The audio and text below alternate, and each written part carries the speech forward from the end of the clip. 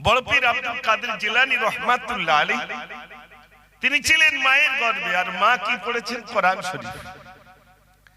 ভাইরা আমার, শিশু বাচ্চাটি জন্ম নিলেন, বড় হয়েছেন মা জননী। হাতটি ধরে উস্তাদের কাছে নিয়ে এসেছেন, হুজুর আমার ছেলেটাকে একটু আলিফ শিক্ষা দেন। উস্তাদ এবার বললেন, বাবা তুমি বলো, আউযু বিল্লাহি মিনাশ শাইতানির রাজীম, বিসমিল্লাহির রাহমানির রাহিম। যেইরা বললেন আলিফ, ছোট্ট বাচ্চাটি আলিফ তো দূরের কথা, একটি কাঠের পানে সরিয়ে দিল। বড় পীরের মা জননী ভাইরা আমার যখন ওই ছোট্ট বাচ্চাকে মাদ্রাসায় দিয়ে আসলেন, মক্তবে দিয়ে আসলেন, একটি কাটানো পানা শুনিয়ে দেওয়ার পরে ওস্তাদ অবাক হয়ে গেলেন। হাতটি ধরে বড় পীরের মায়ের কাছে এনে বলছেন, ও আব্দুল কাদেরের মা, তুমি আমার সঙ্গে মিথ্যা কথা বলেছো কেন? কি মিথ্যা কথা বললাম? তোমার ছেলেটাকে আলিফ শিক্ষা দিতে দিয়েছিলে, কিন্তু তোমার ছেলেটা একটি কাঠের পানা শুনিয়ে দিল। ওস্তাদের কথা শুনে মা জননী কাঁদেন। ওস্তাদ জিজ্ঞাসা করলেন, ও আব্দুল কাদেরের মা, তুমি আমার কথায় কি কোনো ব্যথা পেলে নাকি? চোখে পানি কেন?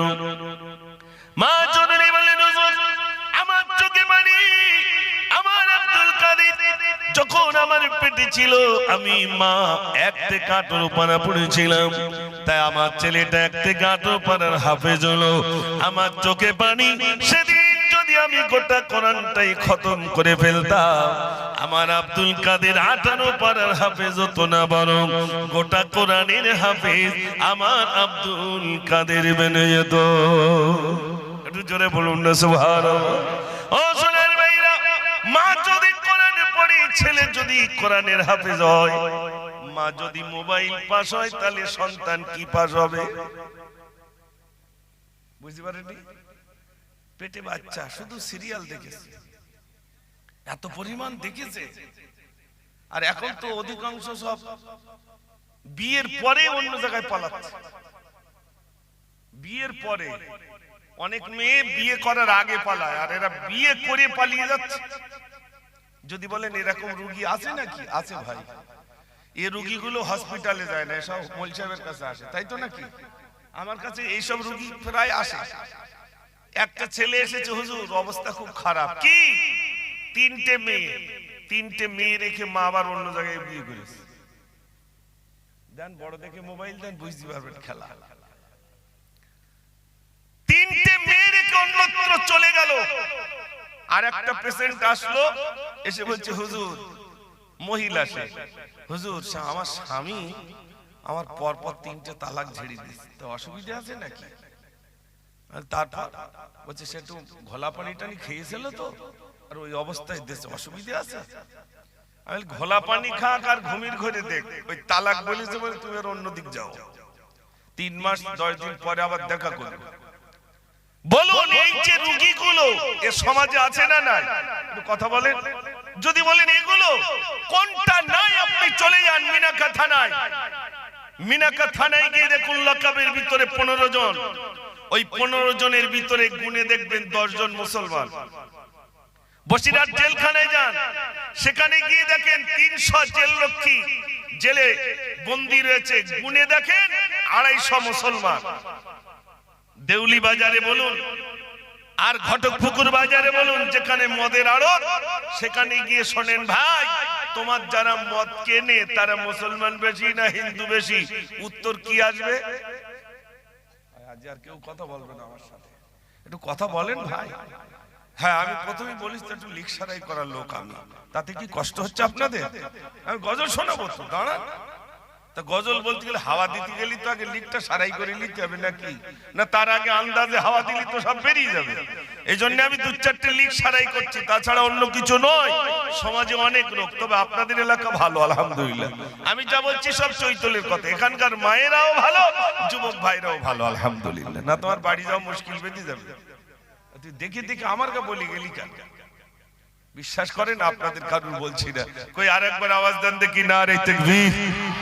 গজল শোনাবো ভাই, দাঁড়ান গজল তো সবে শুরু করেছি ইনশাআল্লাহ, অনেক গজল শোনাবো ইনশাআল্লাহ। যুবক ভাইরা যখন যুবক ভাইদেরকে পেয়েছি, আজ কি গজল শোনাবো একটু বলি।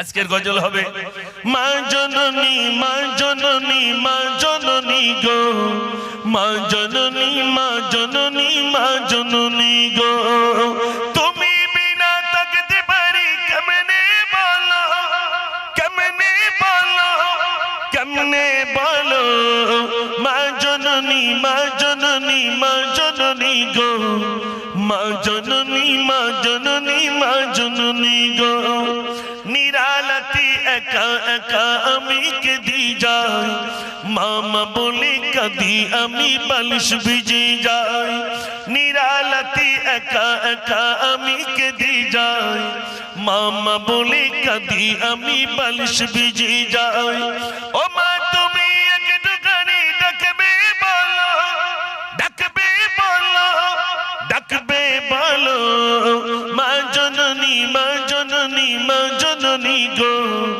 মা জননী মা জননী মা জননী গো। নারে তাকবীর। ভাইরা আমার, বলছিলাম আপনাদের কাছে যে একটা মেয়ে, তার ভিতরে আল্লাহর ভয়, আমাদের ভিতরে আল্লাহর ভয় নেই কেন? আল্লাহর ভয় যদি কোনো মানুষের অন্তরের ভিতরে থেকে যায়, ওই মানুষটা কোনোদিন গুনার কাজ করতে পারে না। যখনই আল্লাহর ভয় থাকবে না, ইচ্ছা মতো জীবন যাত্রা করবে। আমার সোনার ভাইরা, এই দুনিয়া নয়, এরপরে অনন্ত কাল ধরে থাকতে হবে। এটা তো 50 বছর 60 বছর 70 বছর 80 বছর, তার বেশি না। এখানে জানেন আছেন 85 বছর 80 বছরের বয়স্ক মানুষ আছেন কেউ? ভাই 80 বছর হয়েছে কার? হ্যাঁ, চাচার হয়েছে 80 বছর? 80 বছর হয়েছে বাবজি আপনার? হয়নি, এখন 80 বছর হয়নি। তাহলে চিন্তা করেন, আমি মুজাফফর, এখন এখানে জানা আছেন, বলুন বয়স দিন দিন বাড়ে না কমে? ভাই আপনার সঙ্গে কথা বলবেন না? আপনি তো বাড়ির লোক, আমি তো বাইরের হুজুর না। বাড়ির লোক, একটু আমার সাথে কথা বলেন। বয়স কারুর বাড়ে না, বয়স সব কমে যায়। যদি বলেন কি করে? আল্লাহ যদি বলে মুজাফফর তো 60 বছর রাখবো, তা আমারই 50 হয়ে গেছে, তা 60-এর ভিতরে 50 মাইনাস করলে থাকে কত ভাই? একটু জোরে বলেন। 10। তাহলে বয়স বাড়লো না কমলো? বয়সটা কমে গেল। বয়স কারুর বাড়ে না সোনার ভাইরা, বয়স কারুর বাড়ে না, সব বয়স কমে যায়। আমার দাড়ির চুল পেকেছে, মাথার চুল পেকে গেছে, আল্লাহ রাসূল সাল্লাল্লাহু আলাইহি সাল্লামের এরকম দাড়ির চুল মোবারক পেকে গেছে। সাহাবারা বললেন, ইয়া রাসূলুল্লাহ, আপনার দাড়ির চুল পেকে গেছে। রাসূল বললেন, আমার দাড়ির চুল পাকেনি, এটা আমার মৃত্যুর চিঠি এসেছে। আর আমাদের বললেন, কি গো ভাই, চুল পেকে যাচ্ছে? তাহলে গ্যাস হচ্ছে, তো এই জন্যই পেকে যাচ্ছে। গ্যাস হচ্ছে কি আজরাইল চিঠি দিয়ে যাচ্ছে? খবর নেই। আজরাইল চিঠি দিয়ে যাচ্ছে, তৈরি হও, ডাক আসলেই চলে যেতে হবে। আমি সোশ্যাল মিডিয়ায় দেখলাম ইন্দোনেশিয়ার একজন কারি সাহেব, তিনি কেরাত পড়ছিলেন, আমার মতো এরকম বসে, সামনে লাখো জনতা, তিনি কেরাত পড়ছিলেন।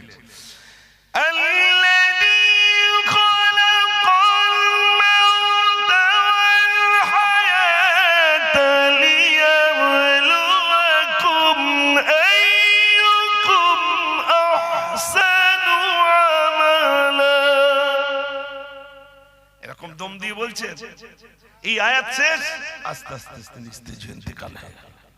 সামনে থেকে ডাক্তার ছুটে এলেন, পেলেন না, কেউ আর বাঁচাতে পারলেন না। আমি মুজাফফর, এক্ষুনি যদি আমার আল্লাহ ডাক দেয়, আর আপনার যদি বলেন আজরাইল দাঁড়াও, সেটা 2-4টি গজল বলিলে তারপর নাই লিয়ে গুলি সময় দেবে। ভাই একটু কথা বলেন। জীবনে সবাই ঘুষ খায়, কিন্তু আজরাইল যদি আসে আর যদি বলেন, ভাই এই ব্যাংকে 2 কোটি টাকা রয়েছে, ভাই ওইটা দিচ্ছি, 5 মিনিট সময় দে বলে মনে হয় না, ও আসবে, ধরবে। এই জ্বালায় মিলাদে শুনেছে যে ঘরে ছবি রাখলি, ছবি ফটো রাখলি নাকি ফেরেশতা আসে না। তো ও কি করেছে, বাড়ি গিয়ে সারা ঘরের চতুর্ধারে শুধু ছবি। আর মৌলভী সাহেব ঢুকি বলছে, কি গো এত ছবি? বলে, হুজুর ফেরেশতা যাতে না আসে তার জন্য এই ব্যবস্থা করেছি। আমার জানটা কবজ করবে তো ফারিস্তা নাকি? ওই জ্বালায় সারা দিকে ছবি। তো হুজুর তখন বলছে, ও ছবি রাখলি তো রহমতের ফারিস্তা আসে না, তা আজরাইল কি রহমতের ফারিস্তা ভাই? হ্যাঁ না বলেন, কি রহমত নিয়ে আসবে না ও এসেই ধরবে? ও যখন আসবে চোখ মোটা মোটা হয়ে যাবে,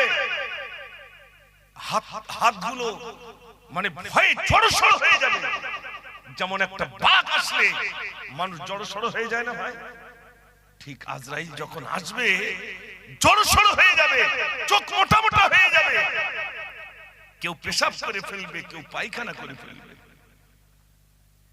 বিশ্বাস হয় ভাই? বিশ্বাস হয়। দেখেছেন আপনারা? তাও কবরস্থানে হাসে, ও ক্যান্সারে মরেছে, ও করোনায় মরেছে, ও ছেলেরা দেখিনি তাই মরেছে, আর আমার ছেলেরা বিরাট ডাকে আমি অনেকদিন বাঁচবো না ভাই।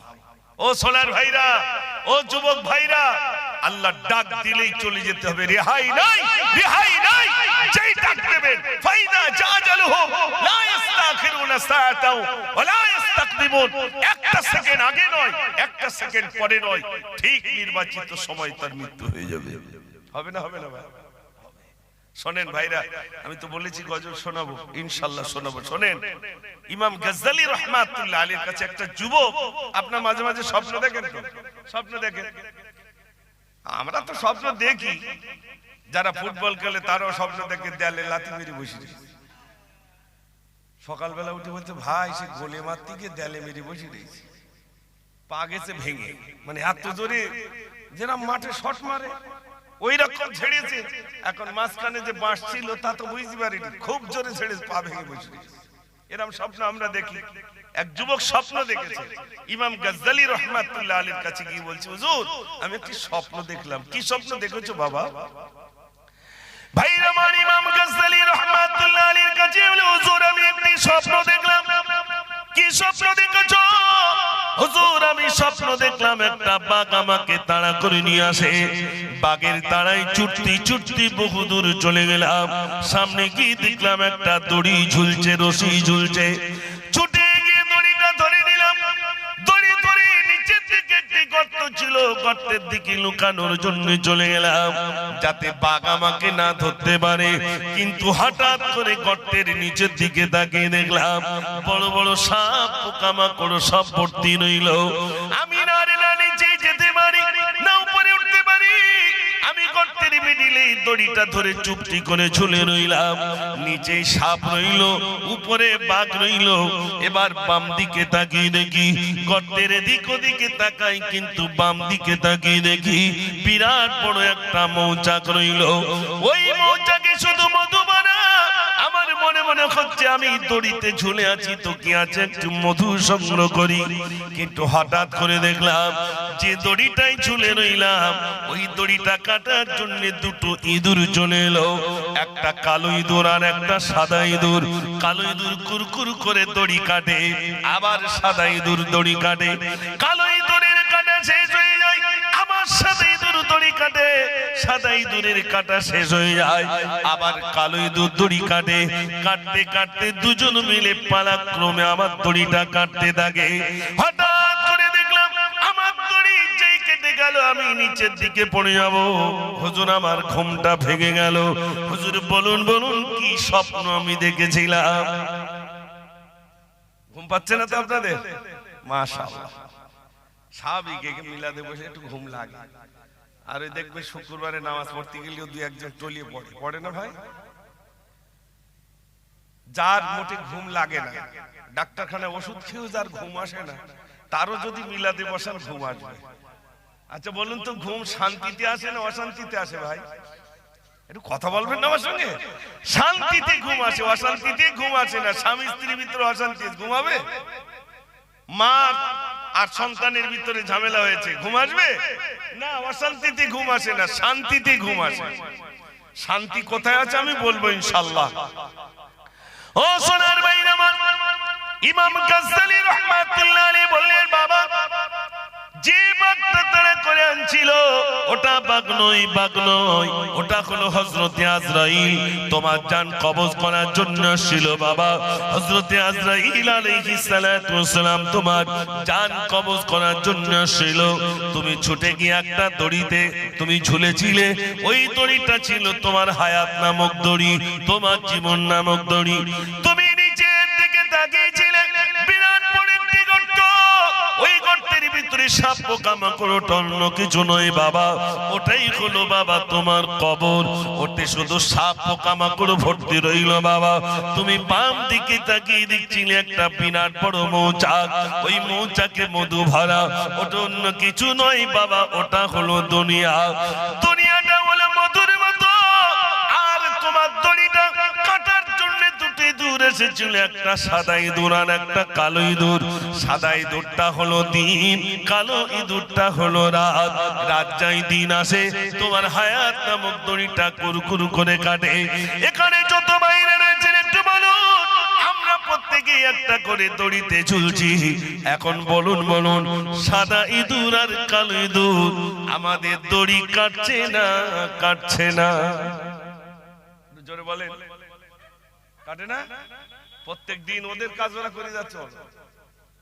এখন কেউ এরকম মোটা দড়িতে ঝুলছে, কেউ এরকম মোটা দড়িতে ঝুলছে, কেউ এরকম মোটা দড়িতে ঝুলছে। ইঁদুর ওরা কেটেই যাচ্ছে, তার মানে রাত যাচ্ছে, দিন যাচ্ছে, আমার হায়াত নামক দড়িটা কুরকুর করে কাটছে। কথার বেদি আছে বলে খবর নেই, ওর জন্য ভাই ভাই বোল্ড আউট করে দিচ্ছে। 1 বিঘের জমি দেবো না, 1 হাত জমি দেবো না, রক্ত যাই যাবে। ওরে সর্বনাশ, 2 হাত দিয়ে আঁচড়াচ্ছে সব সব। বলুন তো টোটাল আমতলা, আপনাদের আমতলা তো নাকি? আচ্ছা, এটা আমতলার যা সম্পদ আছে, টোটাল আমতলা এই একজনের যদি হয়, পাশে বাবুরহাটের কথা ভাববে বলে মনে হয়, কাদিয়াটিটাটির কথা ভাববে বলে মনে হয়? হ্যাঁ না বলেন তা? এই টোটাল আমতলাটা নিয়ে নেবে, তারপর বলবো আল্লাহ পাশে কাদিয়াটি ওইটা দাও, কাদিয়াটিটা নিয়ে নেবে, তার বলে আল্লাহ বাবুরহাটটা দাও, বাবুরহাটটা নিয়ে নেবে, তার বলে আল্লাহ দেউলিটা দাও। তার মানে ইয়ে পেট ভরবে না। মানুষের যত বয়স হয় চামড়া ঢিলা হয়, একটা জিনিস চাঙ্গা হয়, কোনটা বলেন তো? আশা। আশা তত জন হয়, বুড়ো হয়ে গেছে, তারপর ছোট ছেলেটার ঘন্না করতে আর পশ্চিম দিক যাচ্ছে না। আল্লাহ বলে তার আগে আমি উত্তর দক্ষিণ করে দিচ্ছি, টেনশন করিস না। উত্তর দক্ষিণ বোঝেন তো ভাই? হ্যাঁ, টেনি টুনি এবার সোজা করবে, উত্তর দক্ষিণ এবার করে দিচ্ছি, কোনো টেনশন নেই। ও সোনার ভাইরা, বিশ্বাস করুন, এ দুনিয়া দুনিয়া নয়, এ তো সামান্য কয়েকটা বছর, এরপরে অনন্ত কাল ধরে থাকতে হবে। থাকতে হবে না? হবে না? এই জন্য প্রথম উঠেই বলেছিলাম, একদিন তোমারি নাম মসজিদ হবে, একদিন তোমারি নাম মসজিদ হবে। তৈরি থেকো, তৈরি রেখো, কবরের মাল সামান, একদিন তোমারি নাম মসজিদ হবে। একদিন তোমাকে পরিয়ে কাফন, সঙ্গী স্বজন করিবে দাফন, হঠাৎ চলে গেল আদরের ধন, প্রিয় মা বাবার ভাসি নয়ন। তৈরি থেকো, তৈরি রেখো, সুন্নতি আমল ঈমান, একদিন তোমারি নাম মসজিদ হবে। নারে তাকবীর! মসজিদে বলে দেব অমুকের ছেলে অমুক ইন্তেকাল হয়ে গেছে। যেই মানুষ মারা যাবে দেখবেন প্রথম বন্ধু দুনিয়া চলে যাবে, প্রথম বন্ধু দুনিয়া চলে যাবে। দুনিয়া বলে দুনিয়া তুই চলে যাস, দুনিয়া বলে বোকা তুই আমার জন্য পাগল ছিলি, আমি তোর জন্য পাগল ছিলাম। তুই দুনিয়াকে পাওয়ার জন্যই তো নামাজকে বিসর্জন দিয়েছিস, তুই দুনিয়াকে পাওয়ার জন্যই তো সমস্ত কিছুকেই বিসর্জন দিয়েছিলি। প্রথম বন্ধু দুনিয়া চলে যাবে।